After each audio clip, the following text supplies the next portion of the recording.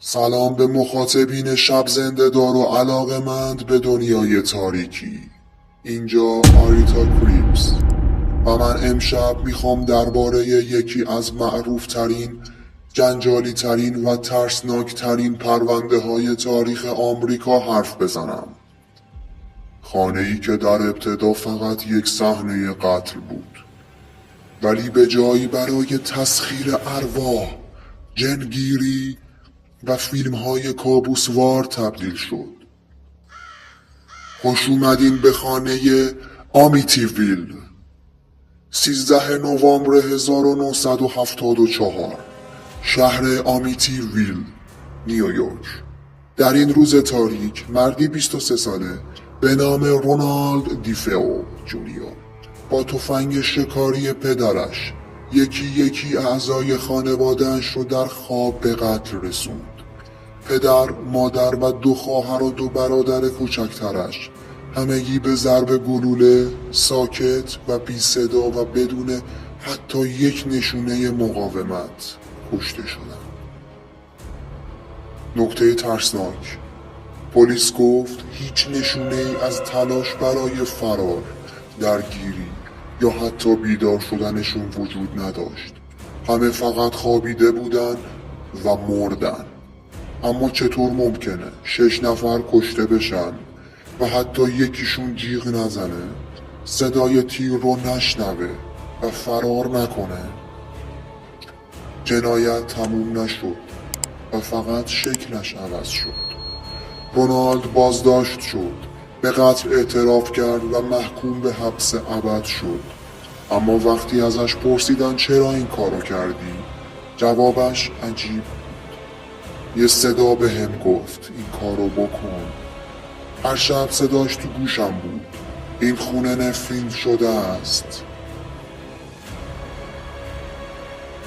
دسامبر 1975 تنها 13 ماه بعد از قتل، خانواده‌ای جدید به نام لوتس با 3 فرزند با قیمتی پایین این خونه رو خریدن. اما همون شب اول چیزهای غیر قابل باور شروع شد. درها و پنجره ها خودشون باز و بسته می شدن. صداهایی از طبقات بالا، در حالی که کسی اونجا نبود. ماده‌ای لزج و سبز رنگ از دیوارها بیرون می اومد. چشمان قرمز و درخشان در پنجره ها که فقط جورج می دید. جورج هر شب رأس ساعت 3 رو بیدار می شد و همون ساعتی که خانواده دیفئو کشته شدن. حتی کشیشی که اومد خونه را تطهیر کنه فرار کرد و گفت یه چیزی توی این خونه هست که نمیخواد کسی اینجا باشه. تنها پس از 28 روز خانواده لوتس پس از فقط 28 روز فرار کردن. شبانه و بدون جمع کردن وسایل، بدون اطلاع قبلی. چیزی باعث شده بود همه چیز رو پشت سر بذارن و هیچ وقت بر نگردن. مهمتر از همه اینه که هیچ وقت حاضر نشدن دقیق بگن اون شب آخر چی دیدن. پس از فرار لوتس ها، رسانه ها سراغ خونه رفتن و افرادی مثل اد و لورین وارن وارد ماجرا شدن. اد وارن: ما چیزی رو اونجا دیدیم که هرگز فراموش نمی کنیم. اون خونه زنده بود، شیطان درونش حرکت می کرد.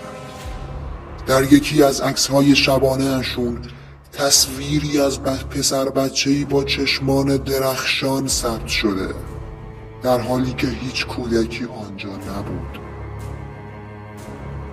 دعوای بی پایان. منتقدان زیادی گفتند شاید خانواده لوتس فقط دنبال شهرت و پول بودن. اما وقتی از جورج لوتس پرسیدن آیا دروغ گفتین، گفت اگه دنبال پول بودیم چرا بعدش خونه رو به حراج نگذاشتیم؟ چرا همه چیز رو پشت سر گذاشتیم؟ و جالب از همه اینجاست هیچ کدوم از خانواده هایی که بعد از اون در اون خونه زندگی کردن چیز عجیبی گزارش نکردن. آیا رو واقعا دنبال اون خانواده بود یا شاید فقط یه نمایش بود؟